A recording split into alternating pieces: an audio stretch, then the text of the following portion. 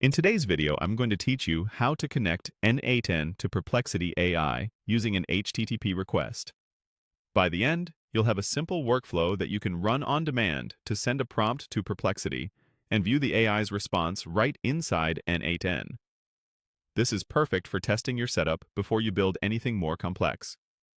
Start by adding a manual trigger node to your canvas. This node is ideal for development because it lets you run the workflow whenever you're ready, without needing an external event. Drop it in, and think of it as your on switch for testing the Perplexity integration. Next, add an HTTP request node and connect it to the manual trigger.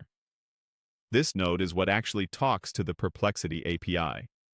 Open its settings and prepare it to send a request that creates a chat completion, which is Perplexity's way of returning an AI-generated message. Set the request method to POST and enter the URL https API perplexity.ai chat completions. Using POST. Here tells the API that we're sending data and asking it to generate a result based on that data. Now add the required headers.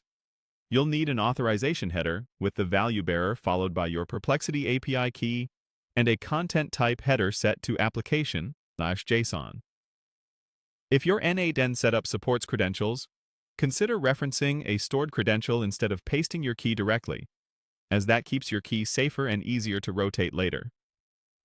Enable send body, choose JSON, and paste the request body. Use this example to start. Model. Sonar Small Online, Messages. Role, User, Content. Explain what n8n automation is. Here, Model selects the Perplexity model to use, and Messages is a simple chat history.